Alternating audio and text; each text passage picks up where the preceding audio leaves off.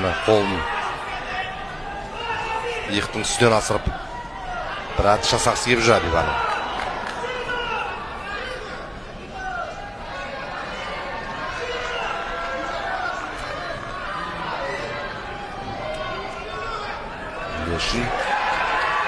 Иә, міне тамаша. Вакана Коганы міне Абиба Абужақынова сырындырды. Жарайсың Абиба. Тамаша міне өзіңде қуанышында шегі жоқ. Тамаша Абиба Абужақынованың біз бұл әрі. Әйтеуір тактикалық тұрғыдан ұтып кетті қалай болғанда да. Әйтпесе қарсыласы екі югасы бар алда келе жатқан еді.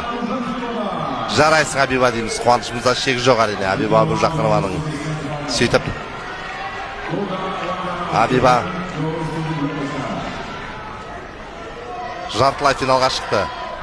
48 кило салмақ әйелдер арасында күрес дзюдодан жартылай финалға шыққан барлық спортшылар белгілі. Асунта Скутта, Италия, Ширин Боукли, Францияның өкілімен күреседі.